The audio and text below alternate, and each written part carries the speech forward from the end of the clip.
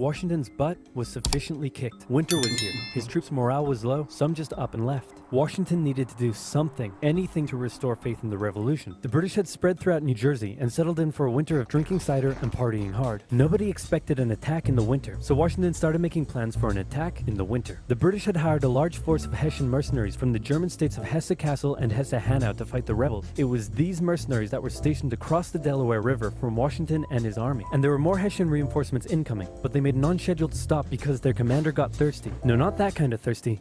That kind of thirsty. It was what I would like to know is the US is a very big country. Is it that the population was very low at that point in time? Because I'm wondering the reason why the British were able to outnumber the US and the Americans at that point in time. I mean, from what's said in this video, a couple of those battles, the British were outnumbering the Americans. Is it that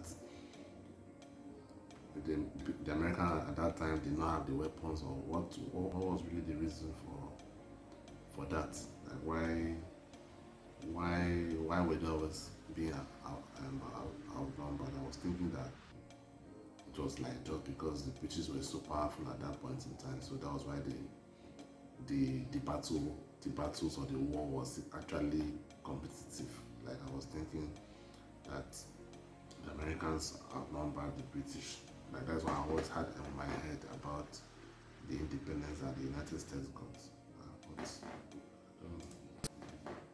Christmas Eve with a blizzard outside when Washington heard the Hessian defenses were down and he decided to attack. He made a perilous crossing of the icy Delaware River with 2,400 men and marched 9 miles to Trenton, where he caught the Hessian forces completely off guard. After a short but fierce battle, the Hessians surrendered in droves. It was a much-needed victory that sent a clear message not only to the British but to Americans across the colonies. The war was far from lost. General Cornwallis led the British forces south to counterattack the Americans, but in a series of battles, Washington's defensive positioning and flanking maneuvers defeated the British 3 times in 10 days, and the British decided to abandon southern New Jersey for the rest of the winter. Washington finally set up a winter camp in Morristown, but for the Americans, there was much less partying than the British.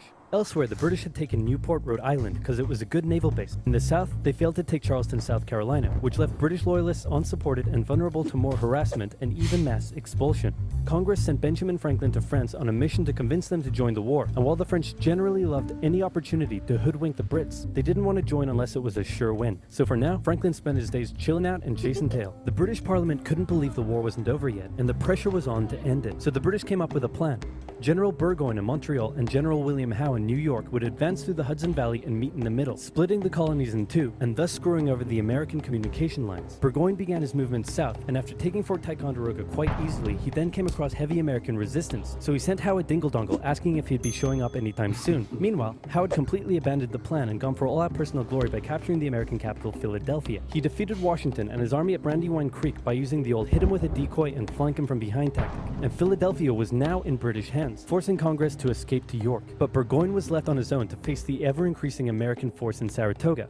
American General Horatio Gates teamed up with our old friend Benedict Arnold to deal one final blow to Burgoyne's army. Arnold wanted to take the fight to the British, but Gates wanted to wait for the British to come to them. After a heated debate, Gates, the senior officer, told Arnold to go to his room, but Arnold defied his orders, and at the Battle of Bemis Heights he charged at the British and obliterated them. Great job, Horatio. By the way, what happened to that other guy who was in Saratoga? Who? Benedict Arnold. Never heard of him. Ouch. Hey George, didn't I do a great job? Taking Philadelphia and all? Didn't I? You're fired. Both Burgoyne and Howe returned to Great Britain, leaving British General Henry Clinton to take charge of the war. And the war was about to take a nasty turn, because with the victory at Saratoga, the French were finally ready to join the Americans. Alright Benny, we're in. Hey, isn't this kind of funny? You know, because you're a republic trying to overthrow an absolute monarchy, and I'm an absolute monarchy helping you? Like, could you imagine if your revolution inspired my people to revolt against me, and then they imprisoned me and all my family, and they chopped all of our heads off? Could you imagine? That's called foreshadowing. For now in America, winter was here once again, which meant yet more disease, more starvation, and even a little mutiny. After losing Philadelphia, Washington's job was again on the line, but suddenly, a Prussian guy with a very fancy name, hired by Benjamin Franklin, showed up out of nowhere and said, "Hey, I'm here to give your men a European military training." And train them he did. They learned how to shoot accurately, how to march in formation, where to poop and where not to, and strict punishments were handed out to any who didn't. What does poop got to do with This guy is so fun. It's talking about pooping. Anyway, you have to poop anyway. Whether you're fighting or not, you still have to poop. It's natural.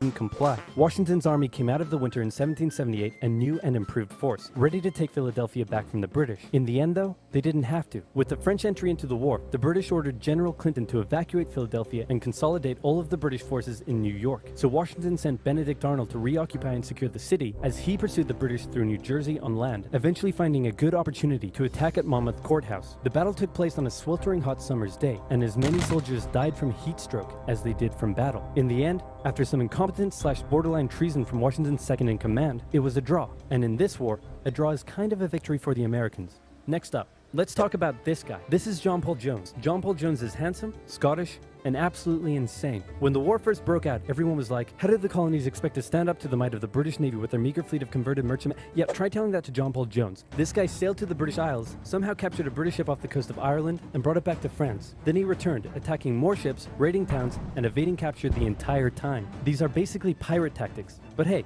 if it works, it works. In one incident, he captured a British ship and returned to a Dutch port without an official ensign because his was lost during the battle. That's a big no-no and can have you arrested as a pirate. The Dutch helped him out by quickly creating a design based on Benjamin Franklin's description of what the American flag should look like, and they entered it into their records as an official US flag. What they came up with looks pretty cool. The whole campaign probably played heavily on British morale and brought into question their ability to win the war. And fun fact, he was so cool that one of the towns he raided in 1778 gave him an official honorary pardon in 1999. Keep ripping in heaven, John Paul Jones.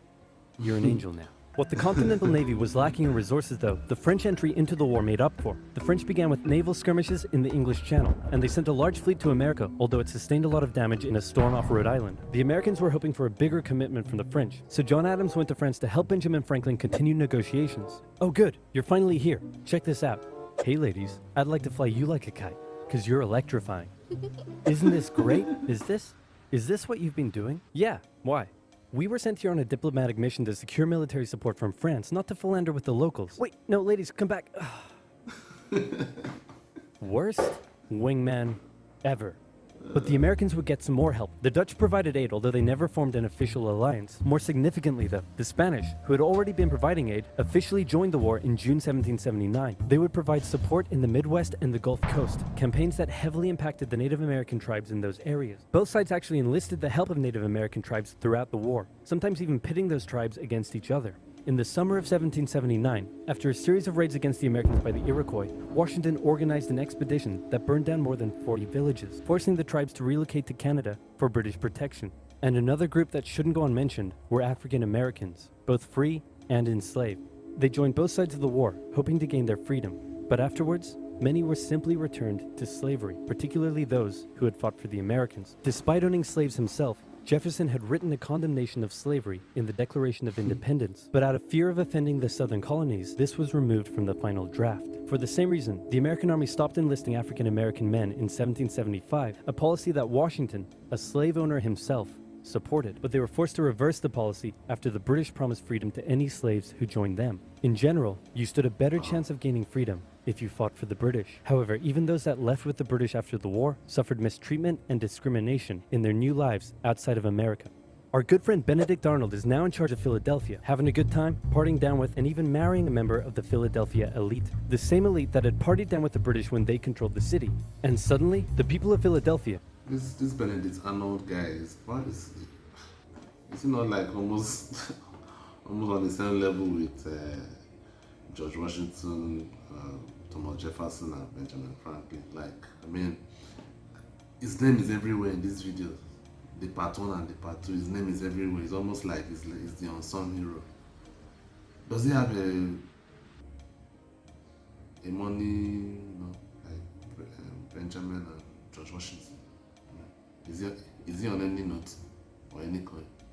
Because I think this guy he also deserves his credit. Seriously, he deserves his credit. He deserves his credit because from what I'm seeing here, he puts in real work. including the state governor, started accusing Arnold of having pro-British sentiments.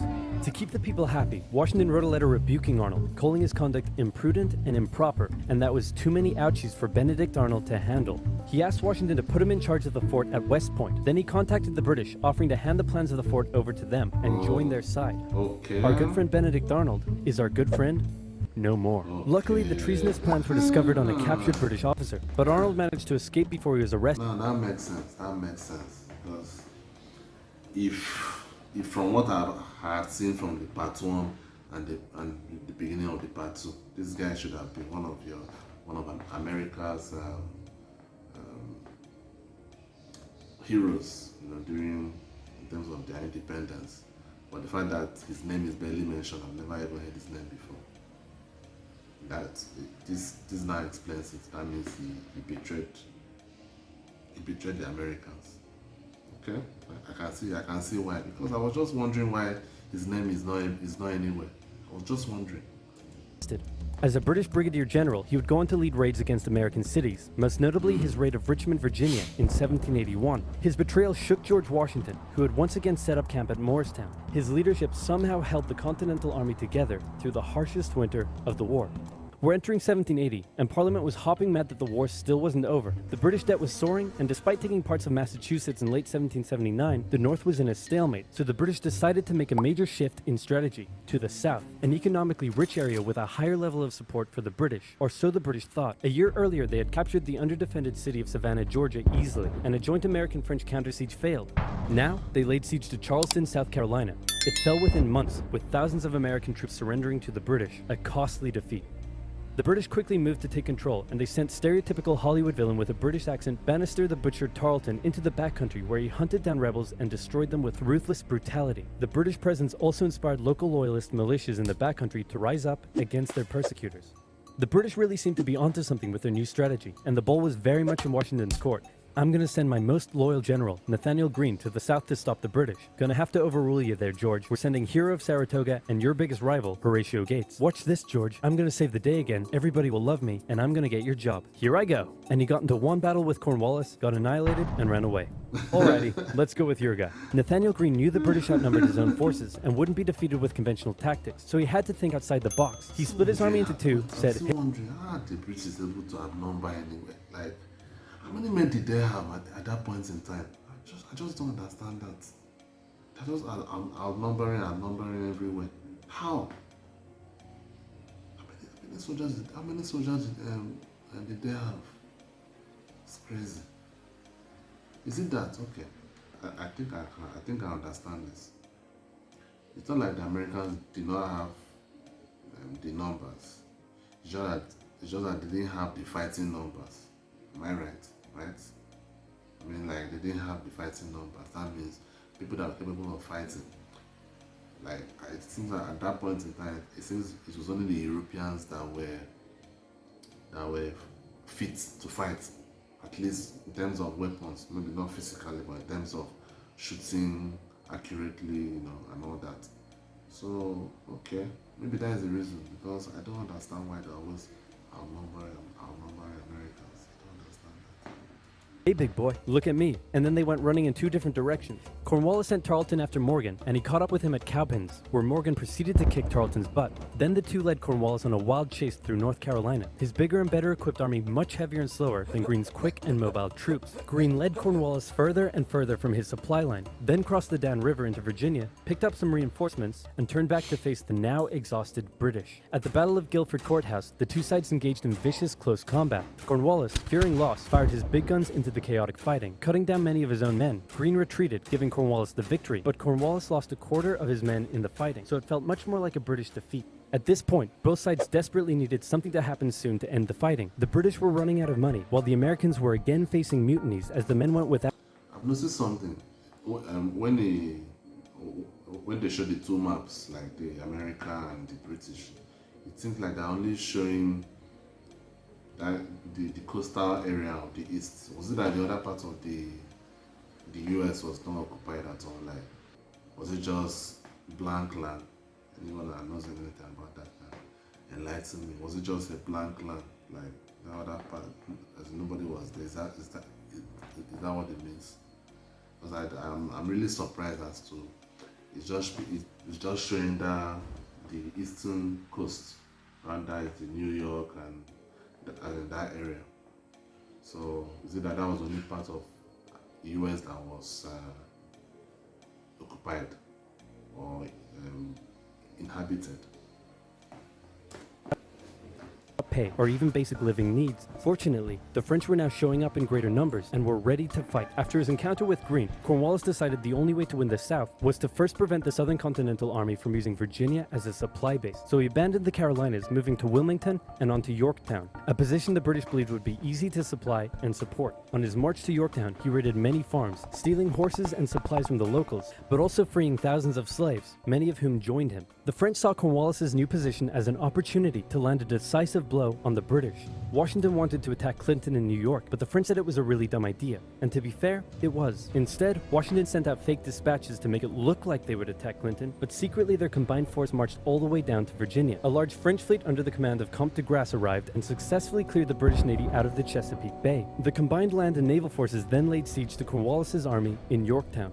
The American and French forces tightened in around the city, raining artillery down on Cornwallis, who desperately appealed to Clinton for aid, but Clinton was unusually chilled out about the whole thing. Cornwallis held out for nearly a month before he had no choice but to surrender. Over 7,000 British troops were captured, a crushing defeat, and with that, Parliament had reached the end of its rope. The war just wasn't worth it, and it needed to end now. The British still held New York, Charleston, and Savannah, but fighting between the two sides mostly ceased as peace negotiations opened up in Paris. The resulting treaty in 1783 saw Great Britain remove its troops from American soil, recognize U.S. independence, and cede territory up to the Mississippi River. In return, the Americans agreed to pay any debt still owed to Britain and gave fair treatment to any colonists who had remained loyal to the crown. The Spanish got Florida, while the French got an economic crisis that led to its own revolution a decade later. Washington retired to his home in Mount Vernon, wishing his men farewell by saying, "I most devoutly wish that your latter days may be as prosperous and happy as your former ones have been glorious and honorable." He hoped to live out the rest of his days in peace, but unfortunately for him, a number of people wanted him to be the first leader of the new country, and by a number of people, I mean literally everyone. The first election campaign in American history was basically a grassroots effort to convince Washington to accept the office. He was sworn in on April 30th, 1789, and he himself established many of the standards and limitations of what the American leader should be. First of all, there was debate on what he should be called. Is he a king? Is he our glorious leader? In the end, they went for a word that at the time was pretty modest. President, like the president of your local bowling club or office bake sale committee. He set up a cabinet of expert advisors, knowing that no president could know everything, no matter how much of a stable genius they claimed to be. He proposed major legislation to Congress and gave an annual State of the Union address to keep his own power in check. He stated that the U.S. should remain neutral in foreign conflicts, and in the end, he voluntarily gave up his power after just 2 terms. He could have made the presidency anything he wanted, but his careful and cautious actions helped set the precedent of an office that is powerful in its limitations, decisive through its diplomacy, and respected in its humility. And so the United States was born, and everything was perfect. It had no problems, not a single one. Certainly nothing that would, I don't know, cause such an extreme divide that it would lead to a civil war. Anyway.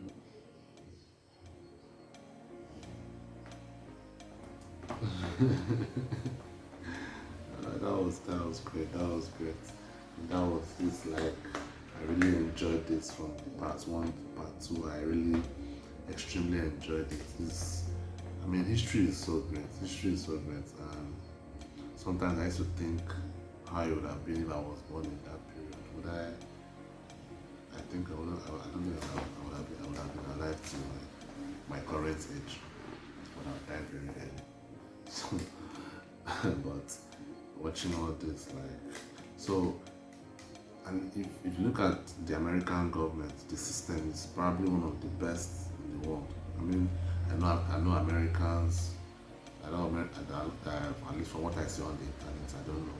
Maybe it's not the majority, but most Americans, the one I see on the internet, is like they don't like their country. I don't know why, but it's one of the best systems. Like the president does not have overwhelming power like that. Everything is like that, checks and balances at every point.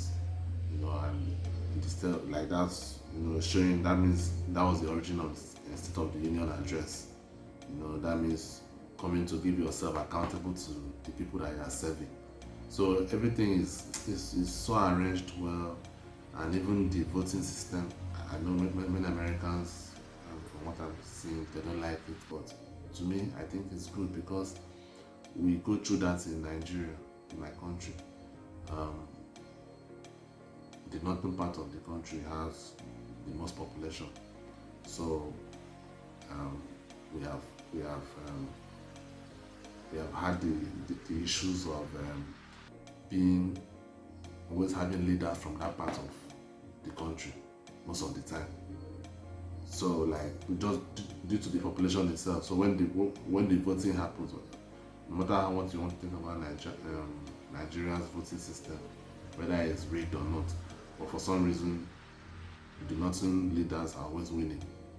You know, even if it may not be for the best of the country, you know, even if it may not be for the best, but due to that huge population, it's just default by default. That's what happens.